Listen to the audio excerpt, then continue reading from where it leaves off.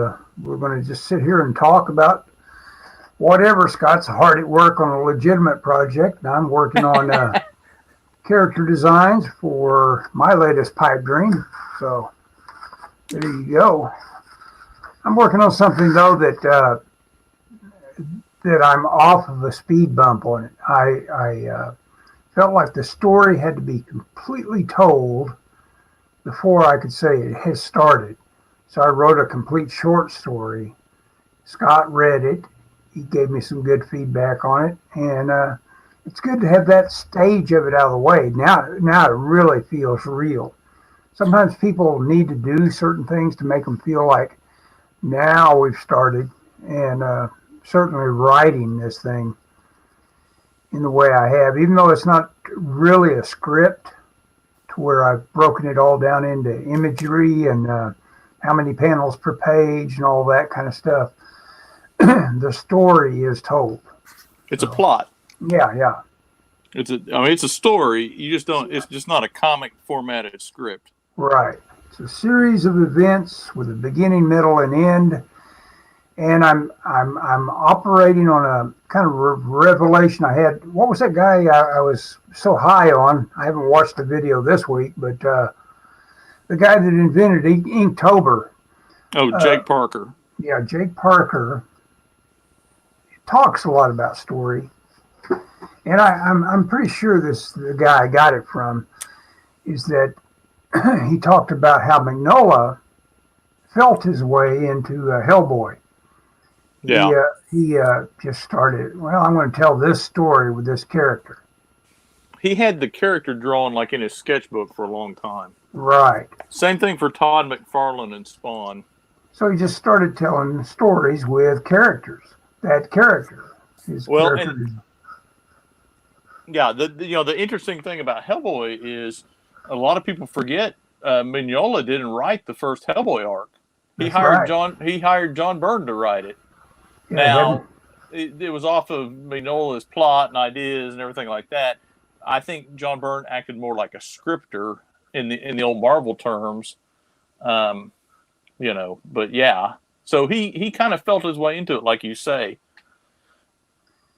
So that's it. I just want to tell a story at a time, even though it'll maybe somewhat linear. It'll be somewhat linear, but like for instance, I end this most recent story on a cliffhanger with a big event with a monster that shows up, and I might start the next story instead of maybe as expected to have that particular adventure, have that adventure ending with that guy, not even show everything that transpired with him.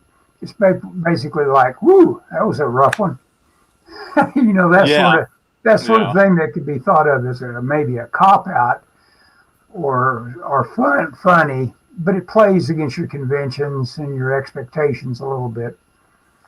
To where just gives you it makes a rule that you don't have to abide by. So I'm going to show you something, and you've probably seen these, Ellis. Okay. I picked up a thing. You talked about how, because I'm a big believer in the idea that if you're starting on a project, that you start it with a it's good to have it like a process. Yeah. And sometimes it's just a matter, it's like if you built a boat and you launched it like a big ocean liner, then they have a ceremony where you launch the thing in the ocean and you break champagne on the prow and they cut a ribbon and the fat lady talks. Mm-hmm. And so I think it's important sometimes to have that for a project, not necessarily that, but something that helps you kind of get it off the ground. I had a bad habit years ago when I would take samples to comic conventions. My habit was I would draw the first page of it and then throw it away because I didn't like it. I never could get that first page started, and so I wasted time doing that. Something I've come across lately is I will make myself a script document like this, and I think I've showed you this, Ellis. Let me solo you on this. Okay. All right, go ahead. Okay, so it's basically this. This is the script. This is for issue 3. I'm working on issue 4. I've got one for issue 4 too, but it's basically what I did is I printed out, and I've talked about this on the show before. I printed out the script, and I go through and format the script because the writer and every writer formats theirs a little bit different. I like to have 1 page of comic for 1 page of script. And so I'll go in and put page breaks, and sometimes I'll kind of shrink stuff a little bit to get it to fit if I can. Sometimes you can't.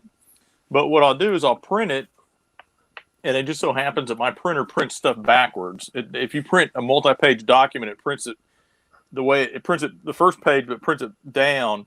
So, or up, I guess. Anyway, when you're done, you get the document backwards. So I printed this, and I put it. I have 11 by 17 paper, and I folded it, and I stapled it, and I made a little document. This is my book, and I wrote a thing on it. I put dates on it, so I know any changes to the script I put on there. I put notes about the characters. I don't know if you can see this. I put questions for the writer, and some notes for myself, and then I went through. And this is what I did. I would work on this, and I would work on that. Now I didn't use any of this for my thumbnails, but then I would come back. But I mean, you can see I've even got a map of something here.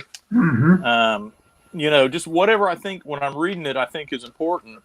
So this is the one I'm working on now. This is issue 4, and I got it all ends here because this is the last one of the arc. But I've even in this one there's a list because I'll spoil issue 4 for anybody that's going to buy this, which should be everybody out there. Issue 4 is a car race. It's cross country. It culminates. The series culminates in a cross country race between the angels and all kinds of other supernatural creatures. And so when I read through the book, the story, I made a list of every character and what they were driving. For example, here's some killer cyborg killbots, and they're driving a Mustang, and so I have, and what I'm going to do at some point, I haven't got to that far in the script where the race starts. But when the race starts, I'm going to find models of all the, and when I say models, I mean I probably have about over in my studio over there where you can't see it. I probably have about 1,000 Hot Wheels in these little plastic organizer things. And I'm going to pull them all out and go through and find cars. For example, I've already know, I need a van. I need a monster truck. I know I got a monster truck over there. I want to do the Angels are riding in a convertible hot rod per the script, but I'm going to switch it up a little bit. Don't tell the writer. We'll see if he notices. I'm gonna put them in a convertible Lincoln like JFK was shot in, and I'll put flames on it and side pipes and stuff. But that's how I get ready for the start, and then of course I have the rest of my process that I work on. But I think it's good to have that process because reading that script and reformatting it really helps me. Sorry, I have the ash can of issue 1 that I use. There's kind of their boss character that only shows up the first of the story, and I always kind of try and get that picture so I can make him consistent. That's the advantage of having done that ash can. Yeah, that's kind of the tough part of everything. It's like, okay, I've got to draw J. Jonah Jameson the same way every time. Yeah. Yeah. I think yes. I feel like I don't do very good at that. By the way, certainly not as good as some other people. But I'm working on it. So what's up with you, Elvis? Well, today was a kind of a frustrating day. I always try to work in this walk, and so I thought I was going to get between droplets and got out there and got soaked about halfway through my walk. It was about, when did I try to do that? About 4 o'clock? Yep, it poured here at 4 o'clock. Okay, so Michelle and I, my wife and I are both working from home during this virus. And so we've been running at lunchtime, and and we've started. I mean, this is something fairly new. I've ran before. She's never ran, but she's really enjoying it. Well, today it was raining at lunchtime, and she was pretty busy, so we didn't run today. But then I'm in here drawing about 4 o'clock. She comes in here and she goes, "Hey, can you take the dog out? I'm really busy." And so I talked, and our dog likes to walk around the block because she likes to sniff everything. And there's some cats over there. She likes to sniff their butts. Yeah. And but I knew they wouldn't because it was pretty rainy. I mean, it was dry. I left the house and literally I got to our driveway coming back about the time it just opened up and poured. But you And made it home without I getting made too wet. I made it home without getting too wet. I did better than you. Yeah. Were you able to get? I mean, were you actually out stuck in it for? I mean, Oh did you get yeah. I pretty mean, well? it wasn't. It was just real rain versus the little bit The of misting that I started with. Yeah, it was misted. I got wet the whole time, Yeah. but yeah, it was it really opened up there for a while. Did you get hail yesterday? Got hail today, I think. Yeah, I think we got some yesterday too. Come think of it. We got hail last night a little bit. I don't think we got any today though. We might have, but you know. Yeah, it's this that time of year where you think you're ready to settle in and wear your shorts all the time, and then it's like, Yeah, it was cold today. yeah, yeah, I wore long pants today. I didn't even put shoes on yesterday except when we ran. And today is like, nope, I'm wearing pants. The I wore shorts yesterday. I should clarify, but yeah, yeah, yeah. in case I No gets the wrong.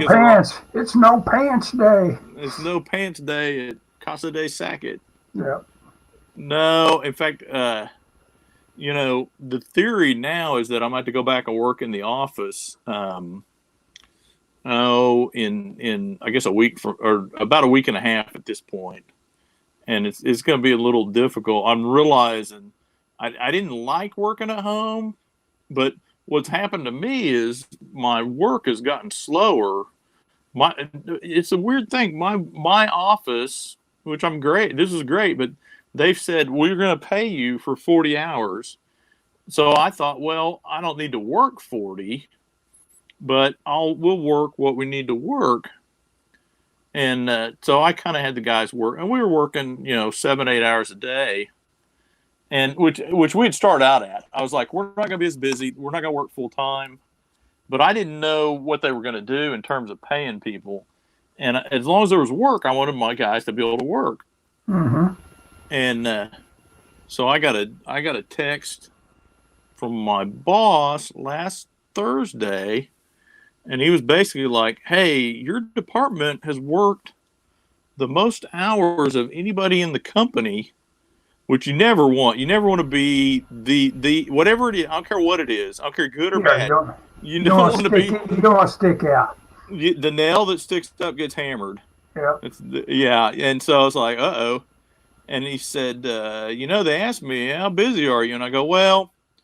I said, I every time I think about cutting back, I said, we get busy again. He said, well, just be efficient. So I told the guys, I said, well, we're about 2 weeks out. I said, we don't need to finish everything in our log necessarily. So let's, we'll just work. Let's plan on working half a day. And so like today, or like Monday and Tuesday, I don't have anything. So I clock in. Of course, I'm here at the house. I clock in. And we're all on the clock, by the way. So, and all along I was kind of thinking, well, the company should be happy. I think they did. They maybe thought I was overworking my guys, the artists that work for me, but because I'm pretty new at this too. That is being people's boss. I've only been in charge for about a year and a half. Uh, So, I call after I talked to my boss. I told the guys, well, we're just gonna work half days, And so we'll knock off about noon every day. I said, whatever you guys want to do. I said, because the company's going to pay you for Right. 40 hours, no matter how many hours you work. I said, if you don't want to work, you don't have to. But they were like, no, we want to work. Because their thing is we want the company to make money.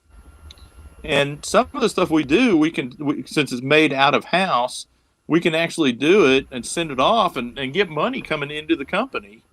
There's nothing that has to be done in the plant.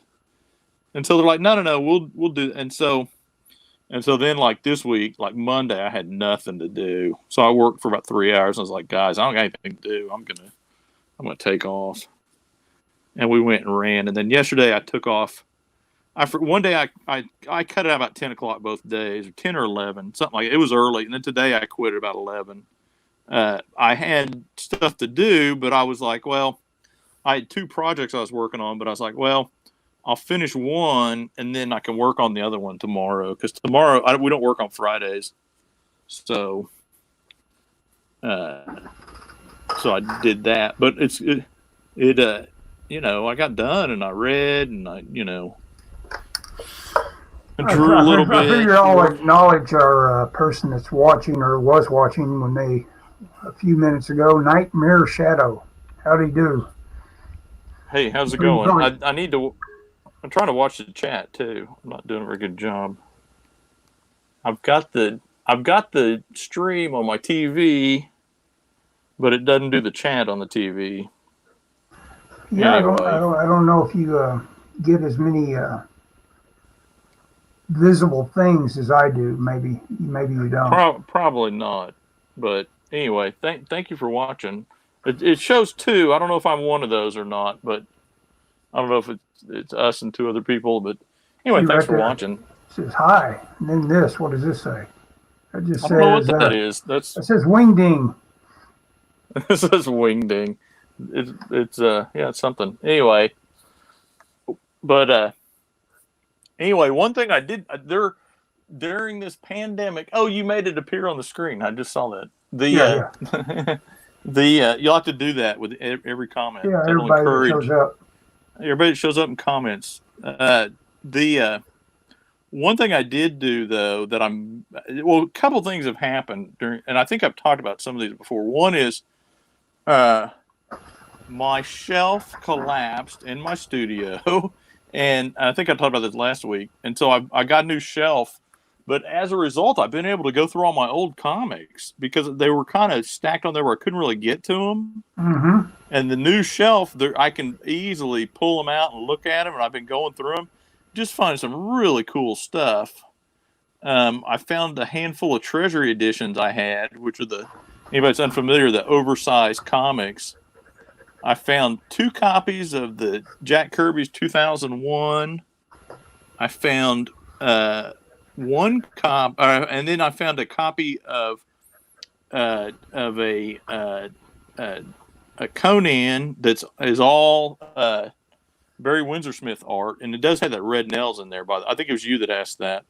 No, that was Barry. Red Nails would be one of the more classic tales that I think. What's his name? Roy, whatever, got right on. Roy Thomas. Yeah, Roy Thomas. And then what else? Oh, I found a Fantastic Four that I had, which is the only one of those I had when I was a little kid that I think I got new. But it's from issues 121 through 124, I think, or 123, something like that. And it's a John Buscema thing, and I was looking at it's just beautiful artwork.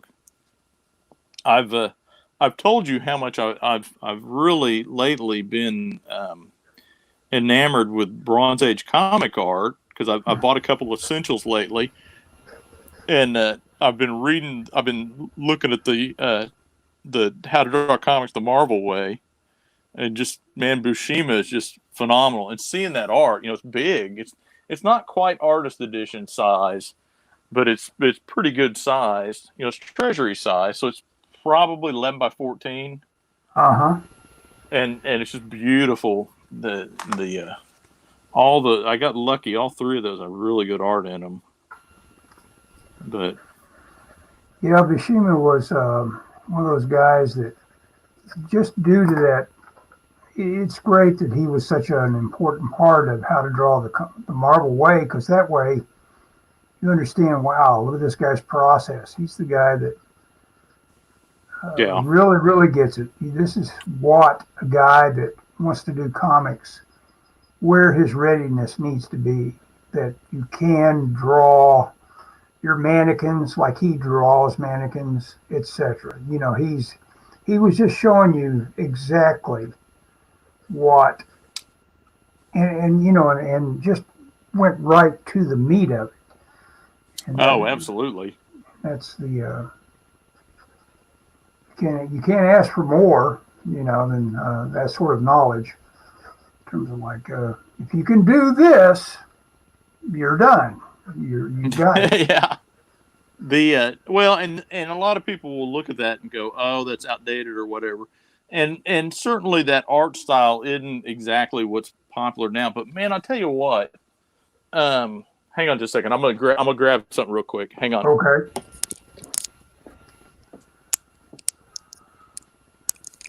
Scott is grabbing something probably off that shelf he was talking about. Oh, excuse me. I have given up coffee. That's my latest news.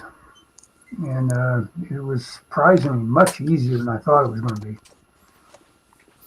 Sorry about that. I had to Sorry. take my headphones. I'm on corded headphones, so I had to take them off to go grab a couple things I wanted to show you. Sure. So the Let me put you on solo again. okay. Well, like I said, I've been looking at a lot of that how to draw comics and Bushima and that sort of thing, and I've really lately and I've talked about this guy before. This Jim Mooney is a guy.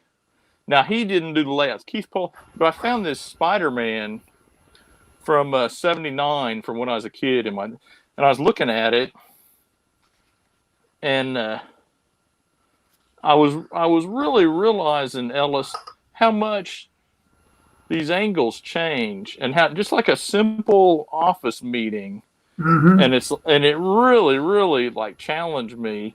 And I've actually gone back and changed some stuff that I'm doing on my current comics. Like, okay, I need to really rethink some of that.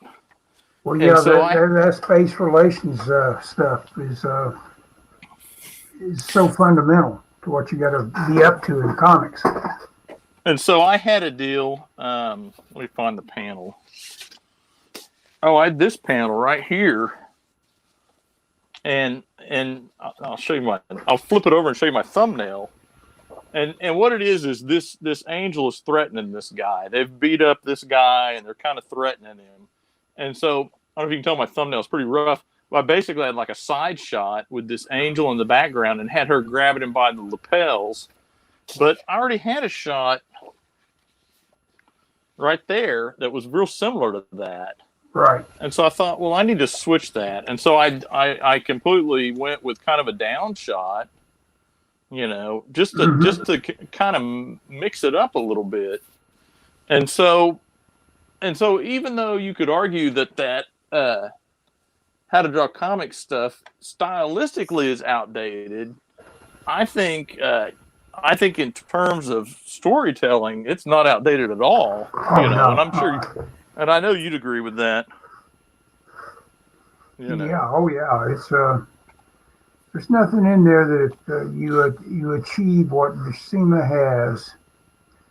You wanted to tick off everything he's got going.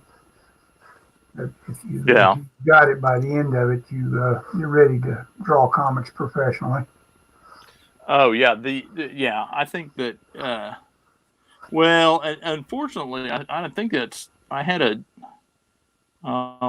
somebody out of the blue contact me, a friend of mine, and she's she's kind of what? Is it about your weirdo commission? Oh no, that's something different. I had a friend yesterday out of the blue kind of contact me, and I don't want to go into the details because I don't want to reveal who it is. But this is a person that when Disney had a comic company, they worked for Disney before they bought Marvel. She worked at Disney's comic company, It would be a good job, I guess. Well, when they bought Marvel, she lost her job because they Ah, closed down their comic company.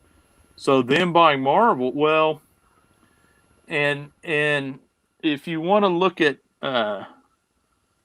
if you want to look if you buy into the idea that um, to work in modern comics you have to have certain what would you call it criteria that are not related to skill, some of the yeah, stuff that then this person would tick off a lot of those boxes, you know um, without going into who it is or whatever. But I've known this person for a long time. Met him, and I mean, I at one point we were talking about working on a project together. I mean, this is somebody I know in real life. right. You know. Anyway, I was commenting on some of the drama with Diamond, and she contacted me, and it was interesting because this is somebody that you would think would be like right up their alley based on what they're doing, but even she was complaining about she felt like the industry had blackballed her. Hmm. So it's weird. I think I don't. Well, I think the okay. You know how we talked about basically if you want to make good comics, how to draw comics the Marvel way is a pretty good blueprint if you want to make comics. Yeah. In terms of like how to do it.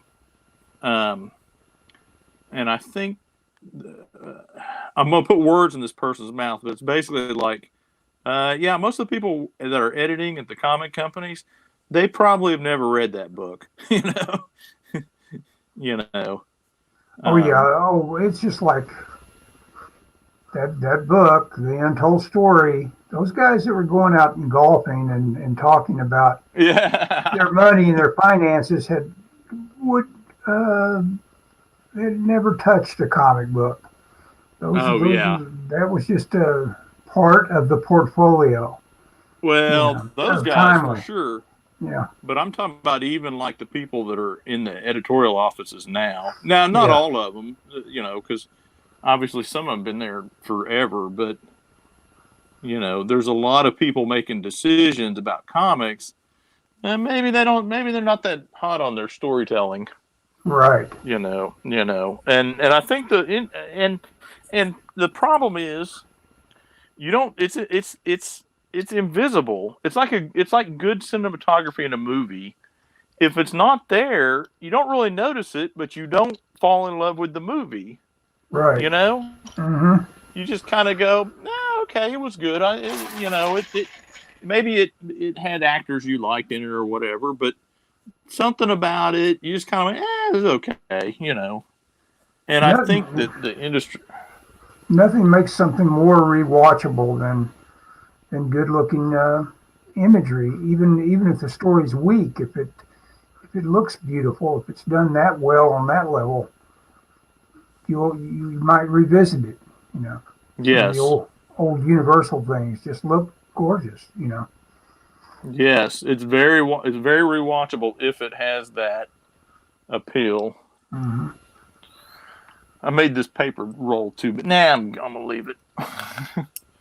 He's supposed to be reading this contract, and so I'm kind of feeling my way through this pose, And at the last minute, I decided instead of having him just hold the paper, I want it flipped over, and I probably should have got some kind of reference for that. Just to Fly Frox Pro is here. Hola, all right, Ola, you didn't put it on the screen, I Ellis, did. or did you? Oh, sorry, I'm drawing. You're on delay or something. You're watching it real time or something. Well, oh, there it is. Well, the TV is showing the real time, so it's a few seconds behind us. But anyway, so I just read.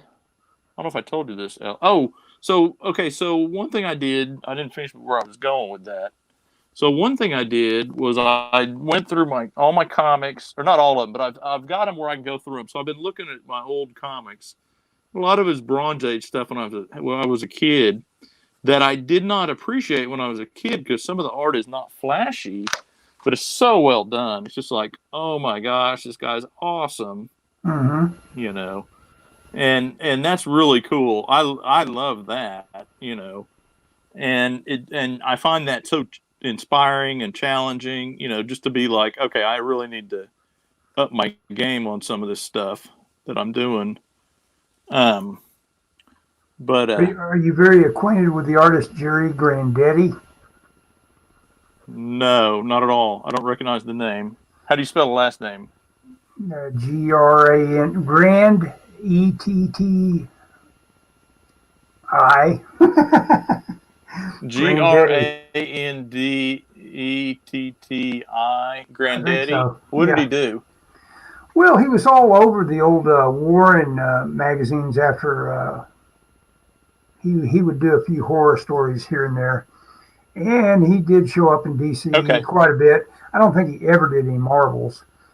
But yeah, and he may have even, Wally Wood may have hired him for a few things for, I'm saying Wally Wood hired him for Tower Comics. I've got no idea if Wally Wood could actually Oh, hire anybody at Tower or not.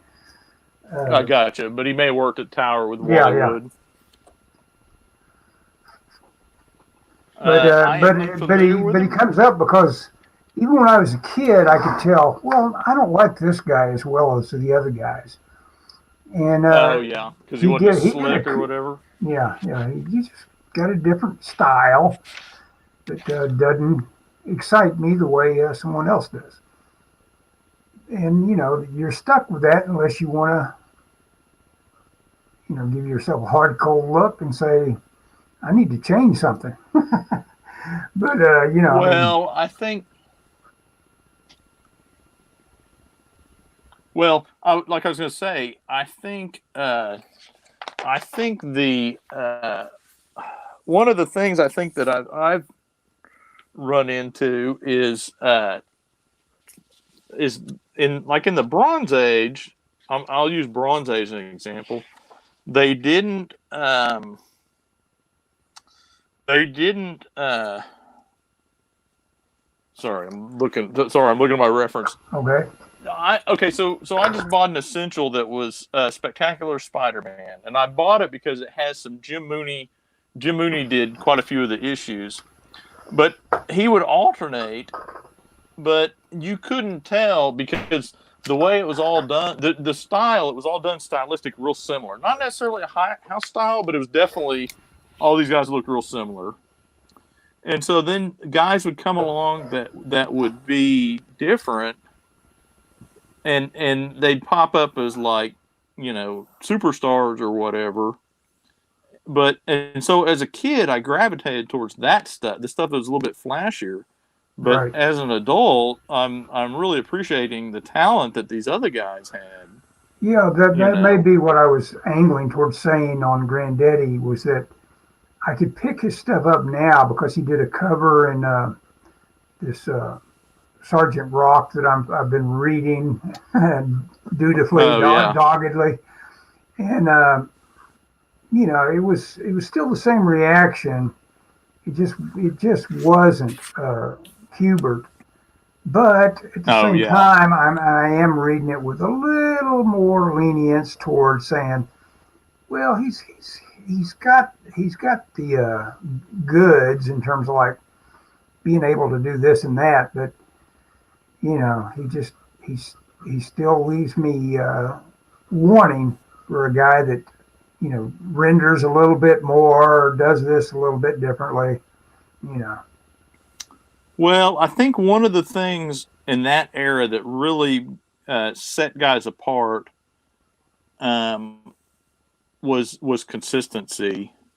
yeah, As much as I like this Mooney guy, you'll look at one of his jobs and you'll just see the there's some inconsistencies in how things are rendered, and he also, one of the things that he's not super good at is his characters don't quite have the raw musculature of say like a Bushima. Bushima, all his characters are just really muscular looking, and I think I'm a big John Byrne fan, and I think that John Byrne, that's one thing he had was his characters. They had a real chiseled look to them, Mm-hmm. and some of these other guys didn't have that. And of course Kirby was good with action, and that always set him apart. Um, so I think you needed something, but what's funny is even the guys that weren't superstars were solid. It's just like these guys are really good at storytelling and that sort of thing. You Oh know, yeah, yeah. There's no duds, but I'm thinking that what with Grandetti not were ever working for Marvel, he probably was one of those guys that came up with a certain crowd that you know everybody knew Jerry or whatever, and knew his portfolio and everything like that, and knew what they could expect. well, I was going to say one of the things, and I've been reading some interviews with this Jim Mooney guy, and he did a lot of work for DC in the '60s. And they were like, "Well, why didn't how come you didn't work at more?" Because he was friends with Stan Lee, like in the '40s. All through his life, him and Stan Lee were friends. Hmm. And in fact, that's how I discovered him was in one of the. I was listening to a biography of Stan Lee, and it mentioned, one of Stan Lee's good friends, like in the '40s, was this artist Jim Mooney, and I go, I've never heard of that guy. Who's that guy? And so I looked him up, and I was like, hey, this guy, he did. And then I realized I had like he did a lot of the early Ghost Rider in Oh, the really? '70s. Yeah, he did Ghost Rider, and then I had bought when we were in New York in the fall.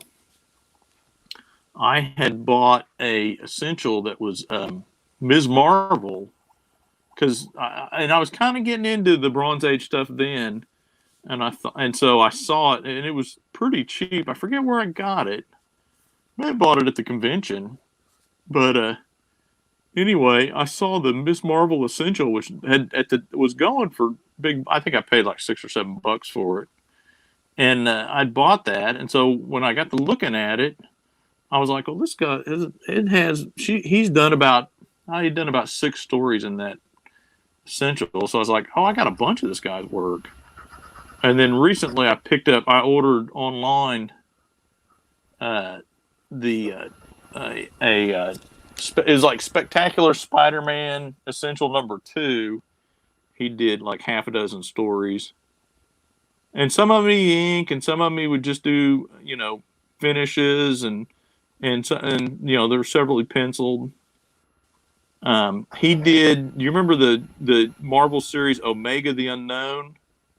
No, who was that? Okay, it was written by Steve Gerber. Guy Um, who did Howard the but Duck. the guy who did Howard the Duck, he did a character called Omega the Unknown, and Jim Mooney drew all of that. Really? Huh. So yeah, it was like 13 issues or something. Um, so That's pretty cool. That there is a guy out there that I mean, there's dozens of them. I assume there's guys that may have achieved one or two issues that that just totally disappeared from that point forward. But usually, somebody that cracks through and gets work shows up for a couple of paychecks, I guess. Usually. well, I think it depends on the area you're looking at, and I mean certainly in the if you look in the '90s, there were tons of people who got on books and then just never, when the crash happened, they moved into animation or they moved into, you Games. know, which I mean, who Games can is where blame they them? go. Yep. Oh, games, okay. Yep. I mean, and Jim Mooney's thing, and I think I started to say this was in the they asked him why he didn't work for Marvel in the '60s, and he said, well, they didn't pay, DC paid, and so Marvel is always. Now I don't know. Well, even now I'm hearing that Marvel pays less. My friends who work for Marvel have told me that Marvel hadn't upped their page rates. Well, last time I talked to somebody was a year ago, and they said Marvel hadn't upped their page rates in like 5 years at that point, and they weren't high to begin with. And I've heard from a friend who works at Marvel who would know. Well, I've heard from several people who told me that Marvel has a kind of a sliding scale for page rates, which is like you get an A, B, or a C rate, and you don't know what. And I think you and I have talked about this. You don't know what you're going to get until after you turn your pages in. They have a committee, and I know this for a fact because I've seen this referenced in other places. They have I don't think they call it a page rate committee, but it's a committee that figures page rates. And which, by the way, I found out that not too long ago, my work has the same kind of thing. So that may be a big HR thing, but they so they will. But I've heard that their middle rate has in the last before CB Cebulski took over, the middle rate got dropped, and it's like. And I'm just using this number, like the A rate may be. I'm trying to remember what the guy told me it was. The A rate might be like, and it varies book per book and artist per artist. But apparently, every artist has an A, B, and a C rate, and you don't know what you're going to get until you turn your pages in. It's a weird system, you know. Well, yeah, But, you don't ever walk through a door where it's like, okay, now I'm an A-rate artist or what? You can go no. back to being a B-rate. Your page rate will go up, might go up, but there's still an A, B, and a C rate for you. There's your rate, like if your rate is $300 an hour or $300 an hour, they wish $300 a page.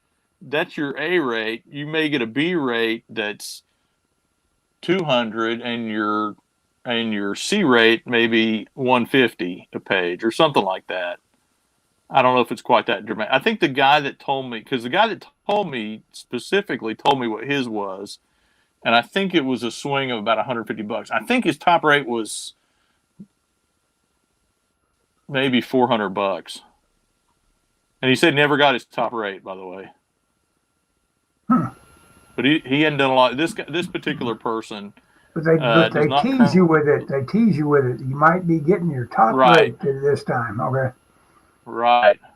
And I said, well, how do they know? How do they determine? Is it like if you do breakdowns or pencils? He said, no, it just is. And I'm like, it's the weirdest thing ever. I can't fathom. Yeah. It's paid by committee. Wow. It's interesting. So I want to tell you a gag that I'm doing on this book that no one will notice but me. So all these stories start with a like a little prequel story, and it's usually like 4 pages, and it's like a James Bond pre-credit sequence. It's something that has nothing to do with the story, but it kind of sets it up. And then they go back to their offices, and their offices are in Detroit. And the thing is, they have this rundown office. And so, if you look, I'm gonna give away some secrets here. I don't know if you can tell in the video, but this isn't actually inks. So on this panel, I have copied inks from previous issue and just dropped them in here because I don't want to refigure out the book. Also, by the way, I'm tracing a photo for the skyline of Detroit. So, that's the only way to do it. Oh, I'm not figuring that out. I mean, it's microscopic. I just want to get the skyline right. But what I'm doing is this. It has this glass window, and it says something on the glass, and I'll copy the wording. And this is the reason why, because it took me forever to get the wording to fit on here in my lettering layer. So I'm copying it. So I'm having some graffiti and stuff, but it's got this crack in the window, at the window glass, and I'm making the crack more spidery every time I draw it. So it's like the crack is progressing, as the story through from issue to issue. Yeah, like I said, nobody will know it, but I think it's funny. But you're you've got a particular design idea, you know. Yeah, well, it's just the idea that their situation gets worse and worse as they go on, or whatever, you know. But anyway, this should be a fast page because I've got that, and it's just people. There's not really much background, you know. I'm doing these robots. I'm trying to, and when I tried to do a kind of like a turnaround, because all I've been doing is what you usually do when you're doing a character design. I'm drawing it. Right now, the gender is looking more and more female, and I think I will make her kind of a feminine personality. But I realized as I turned it around, or tried to, that all of my thinking has been toward the front. And I didn't have a single thing on my mind for what she looked like from behind. And so it's like, okay, using the exact same shapes, what does that look like from behind? And, you know, it just has to be done because you'll never just have that front view of a character. You need to know these characters pretty well before you start drawing them. You have to have a Bible for them. You know, you have to. Fly Fox Poe says he is. I'm saying he, might not be a he. I'm drawing a comic right now too. It's for an anthology called Corona Kings. Oh, that's cool. Yeah. Awesome.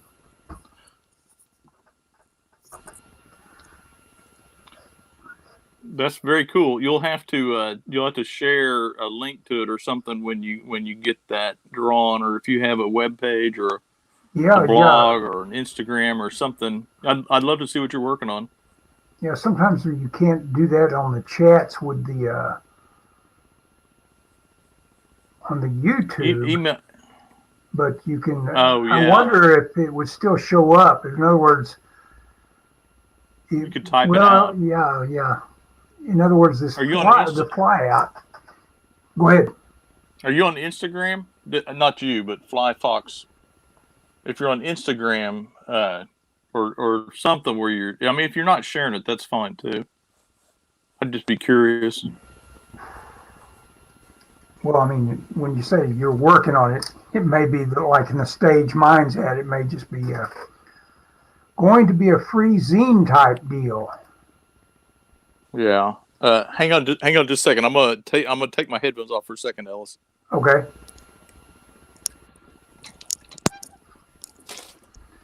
And there's your Instagram, Twitter, and Instagram, Fly Fox Pro. I'll check you out on Instagram. I'm sure we already follow each other on Twitter. I don't get on the Instagram enough. Oh, Fly Fox Pro on Insta and Twitter. Yeah. Cool. I will follow you for sure. Yeah, you know, one of the things I've never done with this book, Ellis, is any kind of turnaround. I'm not good at that kind of thing.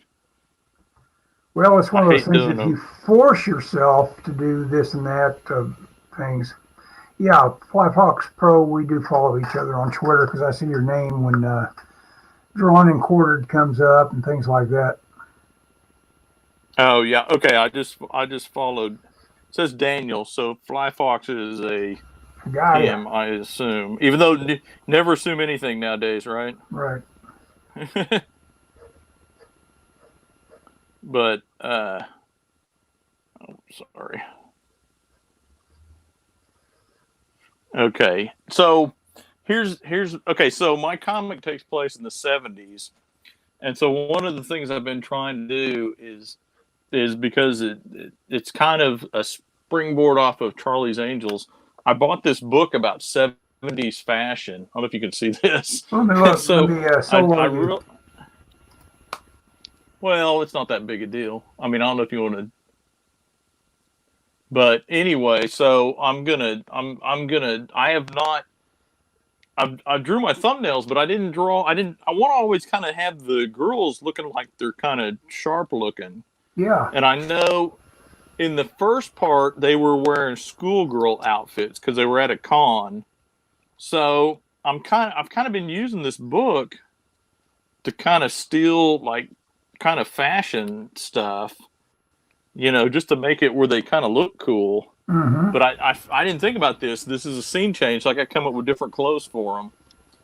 I don't know. See, I may do something like that, like a dress with a vest for this one girl. But because I've noticed that that's a big thing in comics now. Is people are like, oh, they notice like fashion, hmm. and that's not something I'm naturally. Um, I'm not drawn Having to to, that yeah, yeah. naturally.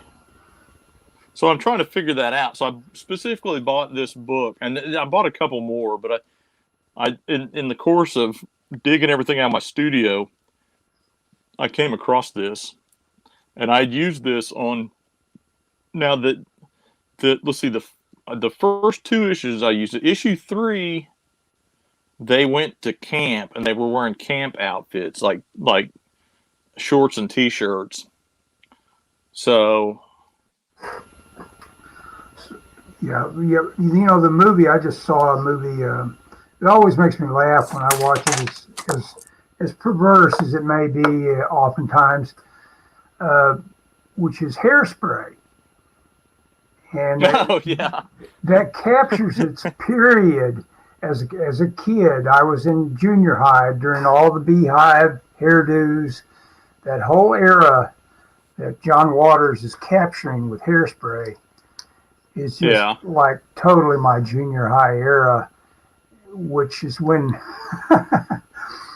things seem kind of nightmarish to you every other day anyway.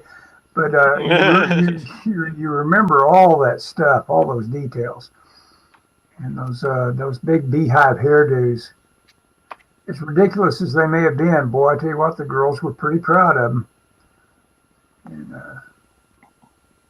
Well, you never notice how ridiculous fashion is until yeah, later.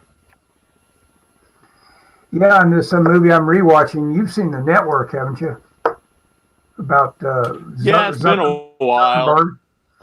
Well, Is that the one? it's Oh a no, you're talking about the Social Network. is that what it's called? I've been calling it The Network. I guess it is called Social Network. About yeah, it's a different movie. Network's the one where guys like I'm mad as hell and I'm not going to take it. Let me You're not see talking about what that's that. called. Yeah, yeah, The Network, and then see if when I type in If it's Finchner about Facebook, it's Social Network. Social Network. Yeah, I've got that. I've seen it once. I've got the Blu-ray or something. One Yeah, thing you're I have right. not The been doing. Social Network. I've been calling it The Network. Well, it's it's a eye opener on several. Yeah, yeah. I'm mad as hell, and I'm not going to take it anymore. Um, Yeah, that's that's network. the network, yeah, or No, that's network, network, yeah. and not the network. Yeah, network. Hey, that's okay. You can get me on actors. The Uh, Go ahead. I forget what well, I one was thing saying I've about not been the social network. Anyway.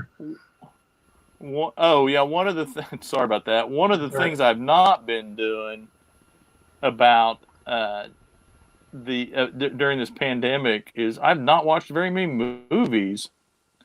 I'm kind of surprised. Michelle and I, be, because she's just so bored on the weekends Yeah. that I've been trying to get her to watch movies. But Michelle isn't really a movie person. I try and get her to watch something. All she really is we watch is like Disney movies. She's really into Disney. She'll watch a Disney movie. We watched Lilo and Stitch, which holds up pretty good. Oh, Lilo and Stitch is so well done. Yeah. Such Yeah. fun little So I mean, I character don't designs. complain. too much, but I've been wanting to watch Alien lately, but I don't think I can get her to watch that. Has she ever seen it? She would not appreciate it. But she hasn't seen it ever. I don't think so. Now, you say that she wouldn't appreciate it. After all, Terminator. I think the main thing that why that was such a huge success was that it was primarily a very successful love story. What, Terminator? Yeah. Oh, the original. Well, Alien wasn't. So no. Yeah. But it's got a very strong female. It does have a strong female lead. Yep. But yeah, I think I would lose her at the chest bursting scene. Yeah. She'd but at be the same like, time, it is cool to realize you've got somebody that's never seen anything like that. But I guess if she's not she's not into thrills like that, it wouldn't be fun to watch her experience it. No, because I would pay. Yeah. You've never been married. You don't understand. I would pay. Why do you want to traumatize me? Exactly. I don't know why you watch these horrible things. That would be the quote. I don't know why. Why do you make me watch this? Well, I did get something out of. I don't know if let me solo myself and I can show you something. Okay. But the first time I feel like I got something I liked is this little character right over here at the very end of the page. I ran out of paper before I drew her. That's three quarters from the back, and she's twisting around, and her head will turn 360 degrees anyway. And just using my Bridgman notions about rhythm in a body, all of a sudden I got. Oh yeah, it looks great. All of a sudden I got something I like. So there we go. Yeah. I did have a breakthrough tonight. I can draw a character based on, because I've got these other things that are, okay, they're mechanical pieces, they're floating in space. And the whole point is to get that, I want this character to be someone that's probably a little more human than they are robot. And I had several other, attempts at it. I've made her spindly and kind of alien looking and all that. But that one there with the big childlike head with the Bridgman rhythms, that's it. I finally got there. Yeah, that looks great. Now do a turnaround. Yeah. Well, at least the main points about it are there. I will do a turnaround.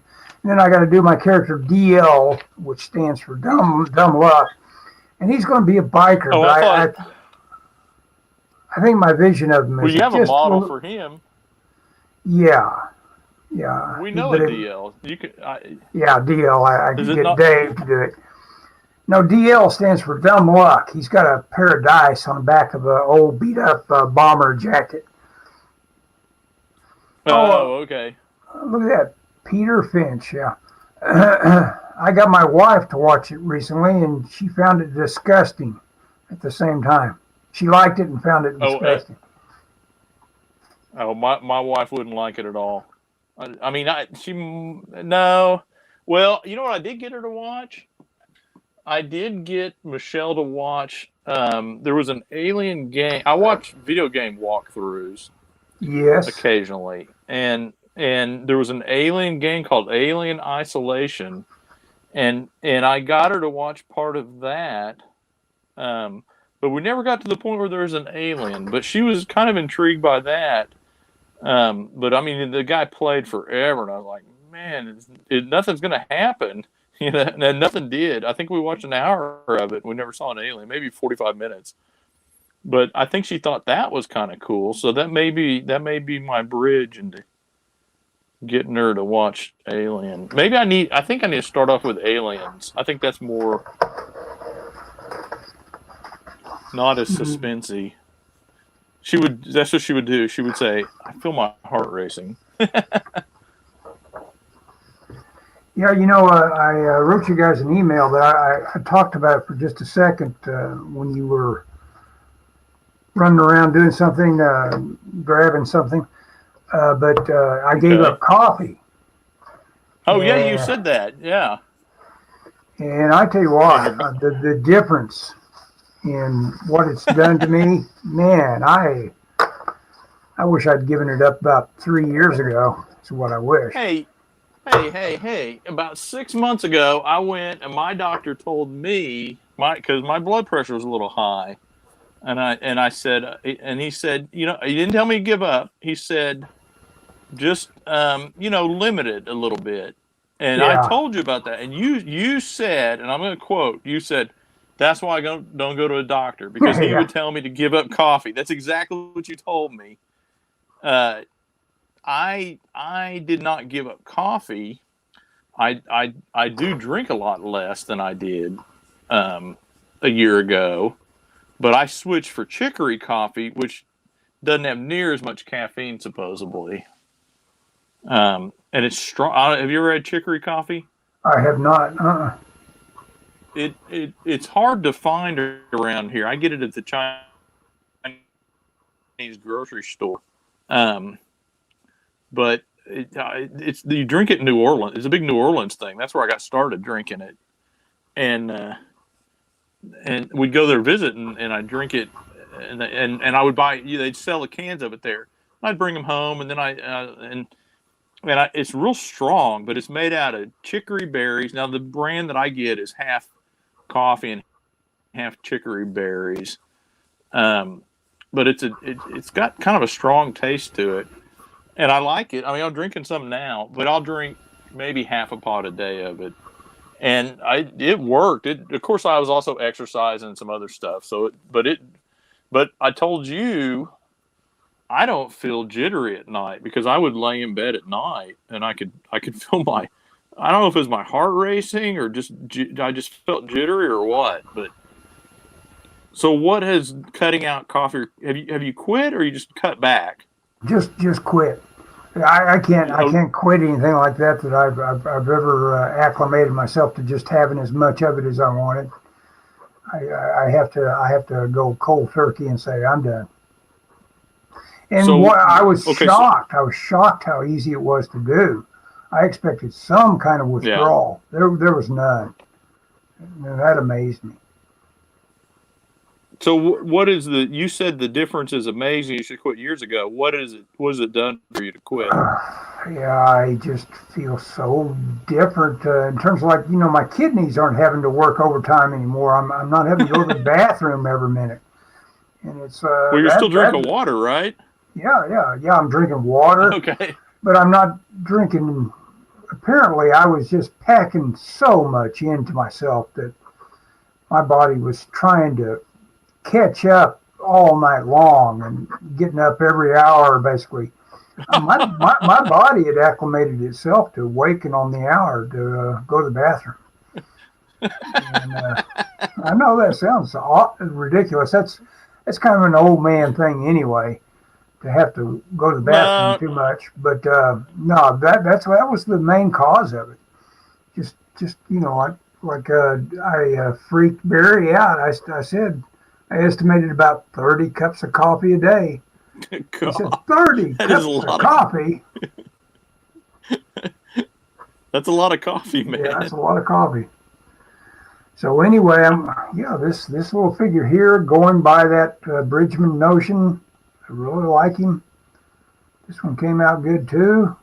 It's good. All right. Yeah, good deal. I'm happy with what I've got done. I got to I start. can feel the rush to the bathroom. Yeah, that's right, Okay. Wim. Oh. Wim's got a nice little piece of art. Sometimes, though, some people will show their favorite artist rather than their own art. So, Oh yeah. but I bet that's his art. Yeah, 30 cups is a lot of coffee, dude. Yep.